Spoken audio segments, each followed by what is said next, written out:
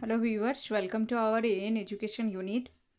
देखिए, SSB TGT का जो आपका नोटिफिकेशन आने वाला था उसका ऑफिशियल नोटिफिकेशन आ चुका है। आज ही के डेट पर आपका नोटिफिकेशन आया है। बाकी आप इसमें देख सकते हैं, पूरा डिटेल में इसमें सब कुछ दिया गया है। सबसे पहले तो आपका जो एसएसबी टीजीटी जो है, ये आपका टीजीटी आर्ट्स के लिए TGT PCM, CBZ, Hindi teachers, classical teachers यानी कि संस्कृत, उर्दू टीचर्स और पीईटी के लिए आपका पोस्ट वैकेंसीज निकला हुआ है।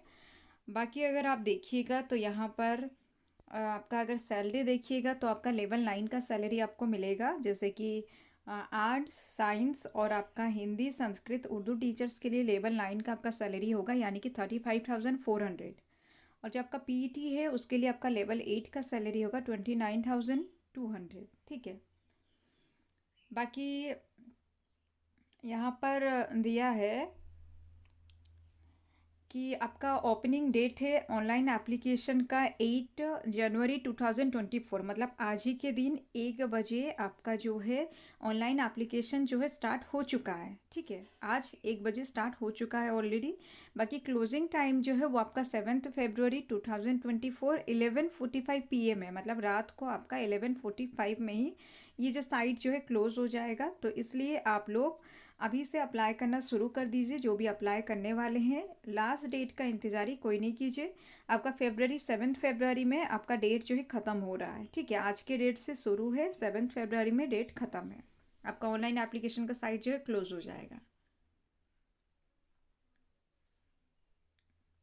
इसके बाद देखिए, वैकेंसीज अगर आप देखिएगा तो इस तरह से दिया है कि आपका टोटल वैकेंसीज जो है वो आपका 2064 है। ठीक है, टोटल वैकेंसीज जो है ये आपका 2064 है।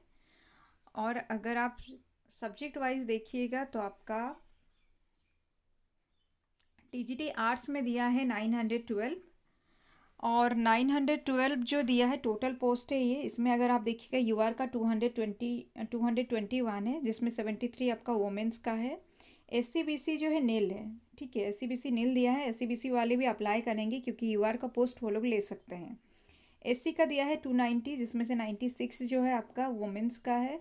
एसटी 401 है, जिसमें से 132 वुमेंस का है। तो ये 912 का आपका सब्जेक्ट कैटेगरी वाइज डिस्ट्रीब्यूशन था। पीसीएम का दिया है 202 पोस्ट है। आपका टीजीटी सीबीजेड का अगर देखिएगा तो 187 है। अब हम आते हैं हिंदी टीचर पर। हिंदी टीचर का देखिए, हिंदी टीचर जो है इसके लिए आपका है 194। ठीक है, टोटल पोस्ट है आपका हिंदी टीचर का 194। ये 194 पोस्ट में से आपका 64 जो है वुमेंस का है।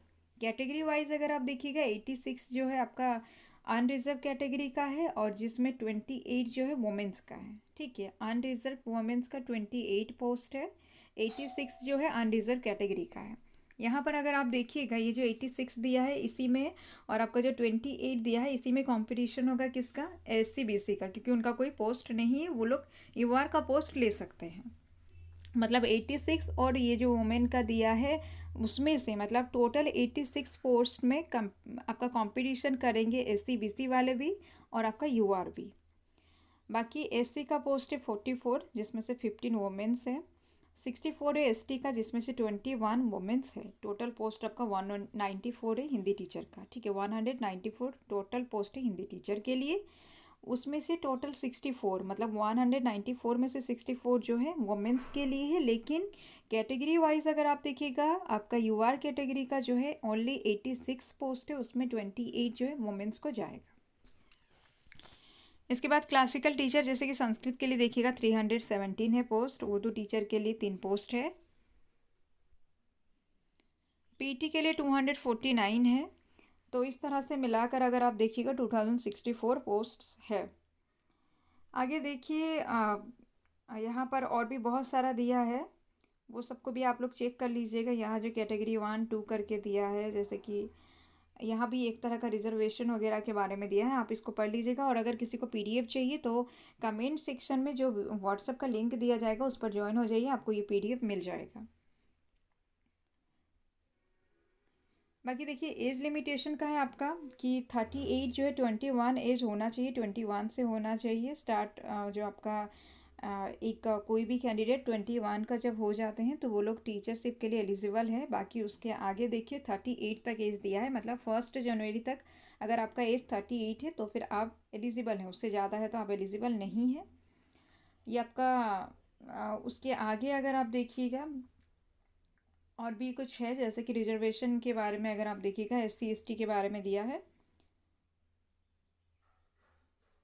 उनको 5 ईयर का रिलैक्सेशन दिया है, 5 ईयर्स का रिलैक्सेशन है, लेकिन SC BC और आपका जो SC ST इन सब का दिया है 5 ईयर्स का रिलैक्सेशन। वहीं पर जो आपका एक सर्विसमैन है या PWD जो है उनके लिए 10 ईयर्स का रिलैक्सेशन है।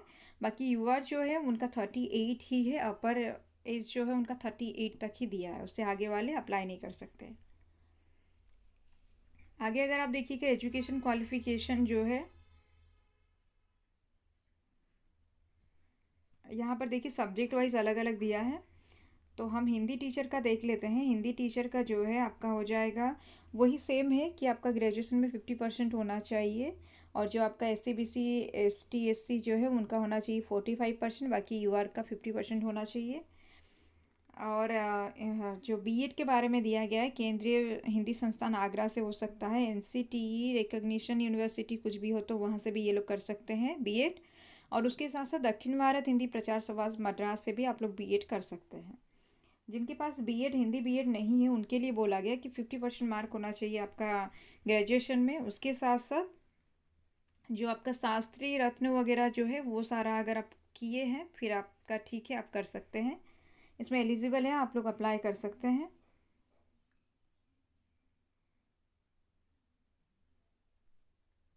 यहाँ पर और एक चीज़ इम्पोर्टेंट है, देखिए इसको ध्यान में रखिएगा। जो भी बच्चे 10th में एग्ज़ाम दिए हैं और उनका 10th में जो फर्स्ट पेपर जो था आपका फर्स्ट लैंग्वेज जो था वो अगर ओडिया नहीं है तो आप लोग एक 10th लेवल का एग्ज़ाम होता है वो दे दीजिएगा, ठीक है। जो जिसका भी क्लास 10 में ओडिया नहीं था उनके लिए मैं कहूँगी, जिनका एक ओडिया पेपर जो होता है वो पेपर MIL जो पेपर है ना, तो वो अगर आपका उड़िया नहीं था, अदर कोई भी लैंग्वेज था, तो आप लोगों से यही कहूँगी कि आप लोग जो एक 10th लेवल का उड़िया का एग्ज़ाम होता है वो दे दीजिएगा। बाकी उसके बाद में अगर आप देखिएगा सिलेक्शन मेथड, तो आपका MCQ के फॉर्म में क्वेश्चंस रहेगा। टोटल मार्क्स जो है 150 है, ठीक है। क्वेश्चन आपका MCQ के मार्क्स में होगा, एक सिंगल रिटन टेस्ट होगा और उसके साथ साथ 150 मार्क्स का क्वेश्चन है। लेकिन टाइम जो दिया है 2 आवर्स है, और टोटल क्वेश्चन जो होगा वहाँ पर 100 क्वेश्चन होगा। इंपॉर्टेंट है, इसको याद रखिए कि आपका MCQ के फॉर्म में क्वेश्चन है, 150 मार्क्स टोटल है, 2 आवर्स टाइम दिया जाएगा, 100 क्वेश्चंस होगा, ठीक है। 100 क्वेश्चंस, लेकिन 150 फुल मार्क्स होगा आपका। एक क्वेश्चन के लिए 1.5 मार्क्स आपको मिलेगा, और वहीं पर 1.05 जो है नेगेटिव मार्किंग है। अभी जो RS3 में था 0.25 था नेगेटिव मार्किंग, लेकिन यहाँ पर आपका डिडक्ट होगा 0.5 मार्क, ठीक है। और उसके साथ साथ एक क्वेश्चन जो है आपका 1.5 मार्क्स का है, उस हिसाब से आप लोग प्रिपरेशन भी कीजिए अपना। और मान लीजिए इनकेस ऐसा होता है कि दो बच्चे का मार्क्स सेम आया है, तो उन दो बच्चों को क्या किया जाएगा, उनका जो है डिग्री देखा जाएगा, मतलब आपका मैट्रिकुलेशन से लेकर डिग्री तक का मार्क्स को देखा जाएगा। जिसका मार्क्स ज़्यादा है उसी को मिलेगा जॉब। तो इसको ध्यान में रखते हुए ये सबको प्रैक्टिस कीजिए। पढ़ाई जो भी जैसे कर रहे हैं पढ़ाई शुरू कर दीजिए। एप्लीकेशन फ़ी जो है आपका 500 है। वहीं पर अगर आप मतलब अनरिज़र्व के लिए और SC BC के लिए 500 है एप्लीकेशन फ़ी। बाकी जो भी रिज़र्व कैटेगरी में आते हैं उनके लिए 200 है।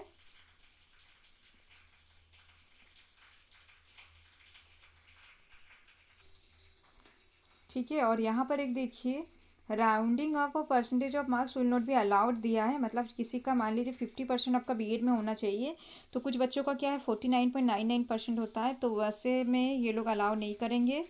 उसको थोड़ा ध्यान में रखिए। जिसका 45% होना चाहिए उसका पूरा 45% होना चाहिए। 44.99% अगर दिया है, ये राउंडिंग ऑफ होता है, ठीक है। ये राउंडिंग ऑफ वाला जो है ये नहीं होना चाहिए, वो लोग अलाउ इसको नहीं करेंगे।